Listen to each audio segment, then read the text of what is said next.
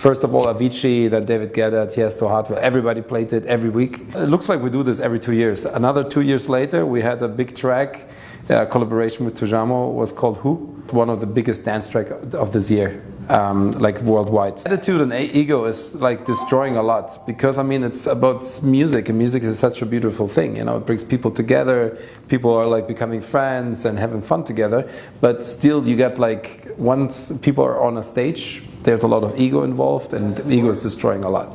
If you're not having fun DJing, and if you're not having fun producing, and not having fun to do all this, you should stop it, you know, then do something else. Because this is something which needs like some kind of a soul, you know.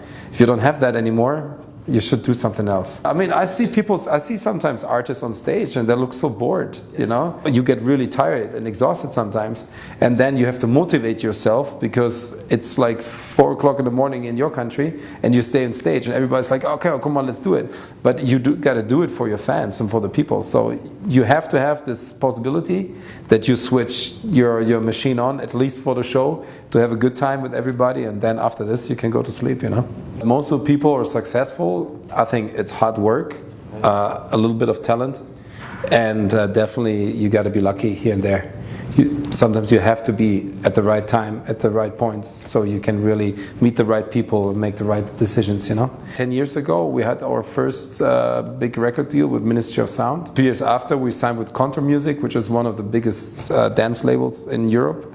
And we had, like a European hit. That we covered the track from CNC Music Factory, Everybody Dance Now, and it was in all charts everywhere. There's some people who release like 5 tracks, and the third track is a hit. Most of the time that doesn't happen, but we put out so much music. I mean, I think we did like more than 120 remixes in my career. The main thing is Plastik Funk, and under Plastik Funk, like last year, we released 7 tracks. I hope next year, we just signed the next 4 tracks with Armada. I think for me, I've never seen a big company working on dance music like that. They have like more than 120 people working on dance music. It's like when you go to the office, it's like 5 times this office. And for dance music, that's not normal, you know. Normally dance labels are like 5 people, 6 people, because music industry got very small, you know. If they sign you as an artist, it feels like family. Like the guy who's taking care of us, he's like our brother. We're like meeting once a month. We're talking about music. We're creating releases. Founded by Armin Van Buuren, you know, I think the most famous trance DJ. They signed like so many big artists. They have Nervo, Borges. I live in Germany, in Düsseldorf. You have the biggest names, biggest DJs of all over the world DJing over there. I think one of the worst fails was like we signed with a marketing management company, and it was just spending money but didn't get us anywhere. You know, you gotta listen to your stomach, really. You know, it's really. I mean, I had this experience with my team that when my stomach tells me that somebody is an asshole, most of the time he is an asshole. An advice I would give to people is like, be very careful before you sign a contract.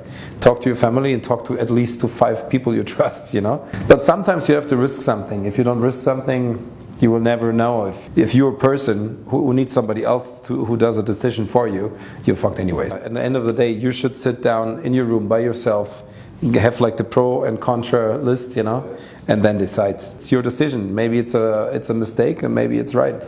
A management deal, or like most of the deals you make in this industry, is always like risky here and there, but you got to do it. We're smelling that something is wrong. You didn't sign for a long term? We did, but we found a way to get out of it. Sometimes it's good to sit down with people and look to their eyes, and they're like, okay, this doesn't make sense. If we now start a war, it's going to take your money and my money, and that doesn't make sense. I mean, if you're successful, okay, you have to work, you got to be lucky, you have to be talented, you know, but then you still enjoy what you're doing.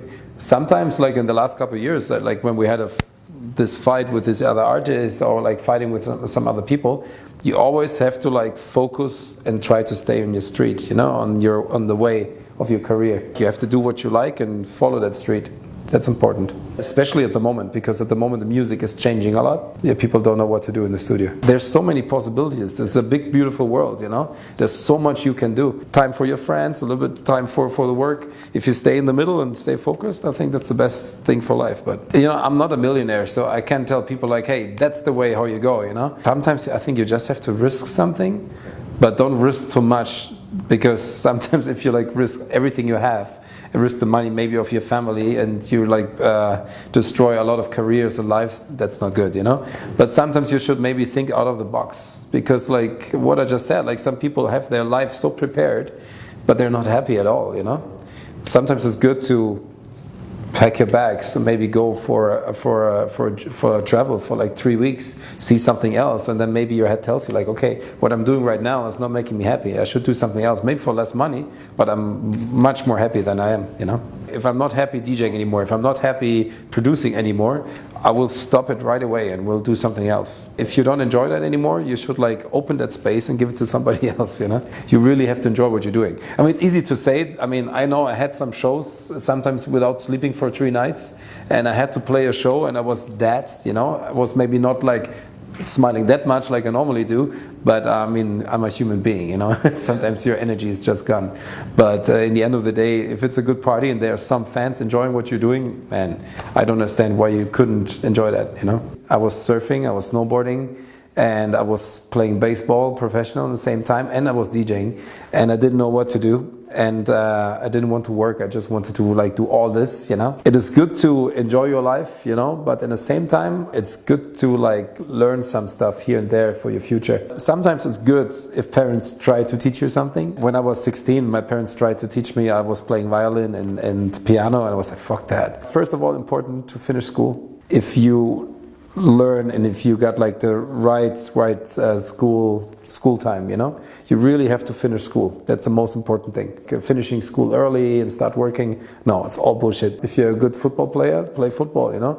If you're a good musician and you like to DJ, do it because you love music. Don't do it because you want to be the big guy on the stage who gets all the girls. Facebook's.com/Plastik Funk. Instagram, it's also /Plastik Funk. Twitter is Plastik Funk DJs. SoundCloud is Plastik Funk. It's all about Plastik Funk.